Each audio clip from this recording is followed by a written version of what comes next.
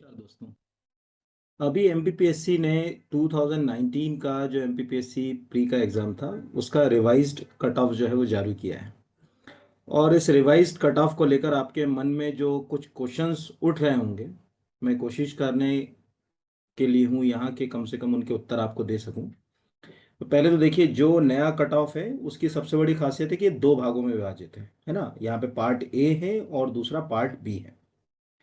चूंकि हम बहुत अच्छे से जान रहे हैं कि जो पूरा मुद्दा है वो ओबीसी के और जनरल कैटेगरी के बीच जो 13% रिजर्वेशन वाला मुद्दा है वो है कि ओबीसी को 14% जो है वो रिजर्वेशन मिलना चाहिए कि 27% मिलना चाहिए। तो अगर मान के चलिए, यहाँ अगर हम 27% के हिसाब से देखें, ठीक है, तो सीधी सी बात है कि इसका नुकसान 13% किसको होता है? जनरल को होता है।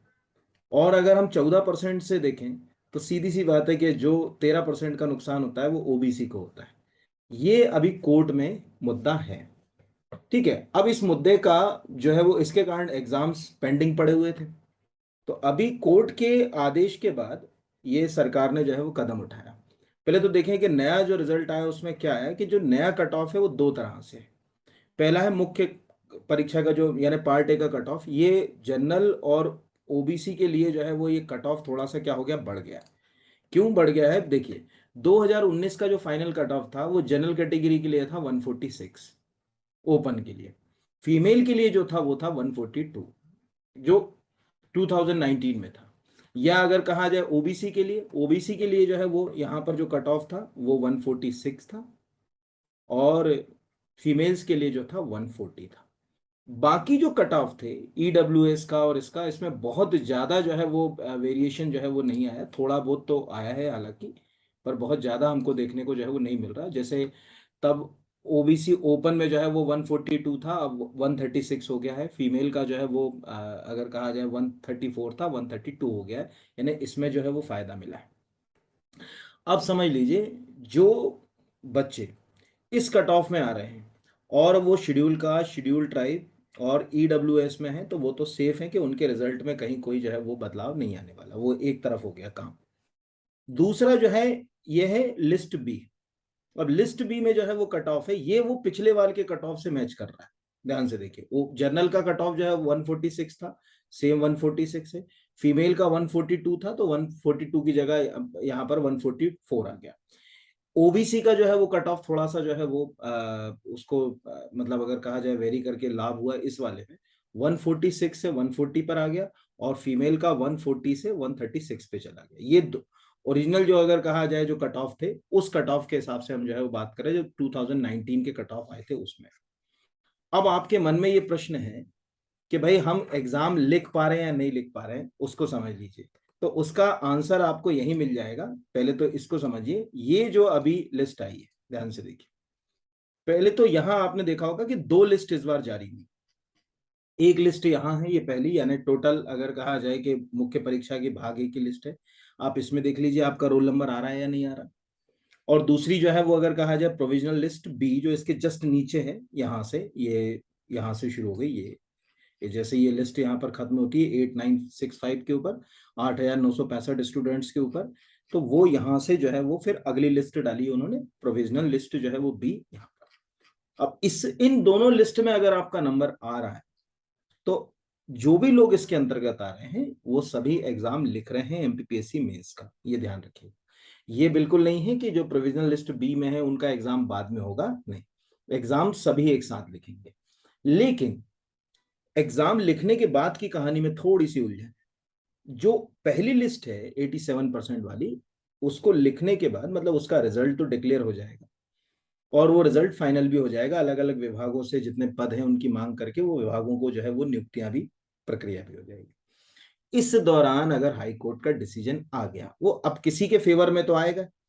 यहाँ पर भाई कोई ना कोई जो है वो उसके फेवर में तो जो है वो रिजल्ट आना ही है। यानी अगर वो ओबीसी के फेवर में आया 27%, तो 13% का नुकसान सीधे किसको हो जाएगा? जनरल वालों को, यानी ये वाले स्टूडेंट्स को नुकसान हो जाएगा। और अगर वो जनरल वालों को आया तो इन ओबीसी वालों को नुकसान हो जाएगा। यानी एक किसी को तो नुकसान इसमें भुगतना ही पड़ेगा, इसमें कोई दो राय की बात नहीं। लेकिन ऊंट किस करबट बैठेगा ये हम नहीं जानते। ठीक है, आने वाले समय में क्या परिस्थितियां होंगी हम नहीं जानते, इसलिए अगर हम ये सोच लें कि भाई हमने तैयारी करी और हमारा सिलेक्शन भी हो गया और बंद लिफाफे में बंद है, क्योंकि इन्होंने ऊपर एक बहुत अच्छी लाइन लिखी है, अगर आप इसको ध्यान से देखेंगे तो आपको ये बात समझ पड़ेगी कि क्या कहना चाह रहे हैं। इन्होंने कह दिया है यहाँ पर कि परीक्षा परिणाम में जो 87% परीक्षा परिणाम, वो परीक्षा परिणाम तो जो है वो हम क्या कर देंगे, घोषित कर देंगे, अंतिम चयन के परिणाम घोषित कर देंगे, अनुशंसा संबंधी विभागों को भी प्रेषित कर देंगे। लेकिन जो 13% वाला जो इश्यू है, जो पार्ट बी वाला है, अंतिम चयन परिणाम दोनों वर्ग, अनारक्षित और अन्य पिछड़ा वर्ग के लिए तैयार कर लेंगे, रिजल्ट अपन ने तैयार कर लिया, फाइनल पूरी प्रक्रिया होगी, है ना, मेंस भी होगा, इंटरव्यू, सब कुछ पूरी प्रक्रिया होगी, रिजल्ट तैयार हो जाएगा, रिजल्ट एक सीलबंद लिफाफे में होगा। अब रिजल्ट तैयार होने के बाद जिसके फेवर में जाएगा वो लिफाफा वो वाला खुलेगा, दूसरा नहीं खुलेगा, इसको ऐसे समझ, वह लिफाफा खोलकर चयन परिणाम घोषित कर विभागों को अनुशंसा प्रेषित कर देंगे। मतलब ओबीसी का एक लिफाफा बना दिया उन्होंने कि भैया ये इतने सेलेक्टेड स्टूडेंट्स हैं ओबीसी के 13% पर, और ये जनरल के इतने। अगर हाईकोर्ट ने डिसीजन दे दिया कि नहीं भाई 27% ही रखो आप ओबीसी का रिजर्वेशन, तो वो ओबीसी वाला जो है वो लिफाफा खुल जाएगा और विभागों को बोल दिया जाएगा कि अब आप चयन जो है वो, अगर कहा जाए कि नियुक्ति की प्रक्रिया को जारी करें। और अगर मान के चलिए वो कहा कि नहीं 14% रहेगा, यहाँ पर अगर कहा जाए 27% नहीं होगा, तब जो है वो जनरल कैटेगरी वाले का लिफाफा खुलेगा और वो उसमें चला जाएगा। इस प्रकार हम ये कह सकते हैं कि वो जो पार्ट बी में अगर आप आ रहे हैं तो इसमें तो दो राय की बात नहीं कि 50-50 वाली स्थिति है, लेकिन 50% जब परिणाम हमारे फेवर में होते हैं तो हमें प्रयास कर लेना चाहिए, और बहुत ज्यादा जी तोड़ प्रयास कर लेना चाहिए। क्यों कर लेना चाहिए? क्योंकि उसमें भी अंतिम में आपको मेंस निकालना है, इंटरव्यू निकालना है, उसके बाद अंतिम जो लिफाफा की जो मैं बात कर रहा हूँ, उस लिफाफे में नाम लाना आपकी पहली प्राथमिकता है। चयन तो अपनी जगह, अभी आपका लिफाफे के अंदर नाम चला जाएगा ना, फिर तो तय होगा कि कौन सा लिफाफा खुल रहा है कौन सा नहीं खुल रहा है। यहाँ तो बुनियादी बात है, बहुत सिंपल है, बिल्कुल आप कंफ्यूज मत होइए। सबसे पहले कट ऑफ कितना गया वो अभी कट ऑफ को छोड़िए, क्योंकि अभी आप कट ऑफ देखने से कुछ नहीं, आप तो केवल ये देखिए कि ये जो चार्ट लिस्ट आई है, इस लिस्ट में आप अपना रोल नंबर पा रहे हैं या नहीं पा रहे हैं। अगर आप, क्योंकि मैं कहूँ कि इतना कट ऑफ आया, इतने पे हो जाएगा सिलेक्शन, ये अननेसेसरी, जिसका हो गया उसको तो यहाँ लो नंबर दिख ही रहा है अपना। तो जिनका ये रोल नंबर में नाम आ रहा है वो एग्जाम दे रहे हैं, ठीक है। पहली वाले में आ रहा है एग्जाम मेंस लिख रहे हैं, इंटरव्यू लिख रहे हैं, विभागों को अनुशंसा जारी है, अंतिम चयन हो रहा है। दूसरी वाली में आ रहे हैं मेंस लिख रहे हैं, इंटरव्यू हो रहे हैं, रिजल्ट डिक्लेयर हो रहा है, एक लिफाफे में बंद है, हाई कोर्ट के आदेश का इंतजार हो रहा है, हाई कोर्ट जिसके फेवर में डिसीजन दे देगा वो लिफाफा खुलकर जो है वो रिजल्ट डिक्लेयर हो जाएगा। सिंपल सा कंसेप्ट इतना है, इसको अगर आप अच्छे से समझ लें तो बेहतर होगा। तो मैंने आपको बार बार एक ही बात बोली, सभी से मैं बहुत अनुरोध कर रहा हूं कि अगर आपका लिस्ट बी वाला जो प्रोविजनल लिस्ट बी है उसमें भी नंबर है तो पूरी जी तोड़ मेहनत, जी जान लगा दीजिए, अपनी पूरी जी तोड़ मेहनत करिए। क्यों? क्योंकि उसमें भी आपको वो लिफाफे के अंदर तक जाना है। अभी समझ लीजिए सरल भाषा में कि आप वो जो लिफाफा है ना वो वाला दूसरा, उसमें जाना है। अब कौन देखिए खुलेगा तो एक, यानी आप सोचो ना, जहां 50-50% संभावना रहती वहां तो दो में से एक में प्रोबेबिलिटी, सिक्का फेंकेंगे किधर गिरेगा भगवान ही जाने। ठीक है, तो बस वही चीज है। लेकिन चित या पथ में तो नम आना चाहिए ना, तो वो लिफाफा ए और बी जैसे कहा जाए, एक ओबीसी का एक उसका, बस इतना करिए कोशिश, और निश्चित रूप से एफर्ट्स लगाइए अपने, और आपका चयन निश्चित रूप से होगा। हालांकि एक अच्छी प्रक्रिया शुरू हो चुकी, क्योंकि कम से कम ये उलझन हाई कोर्ट में साल 2 साल और पड़ी रहती, उससे अच्छा है कि प्रक्रिया शुरू हो गई। प्रक्रिया शुरू हो गई तो इसमें डिसीजंस भी जल्दी आ जाएंगे। तो आप लोगों ने देख लिया होगा, अभी आपको कट ऑफ से कोई लेना देना नहीं होना चाहिए कि किधर जा रहा किधर नहीं जा रहा। आपको देखना है कि इन रोल नंबर्स में आपका नाम आ रहा है कि नहीं आ रहा।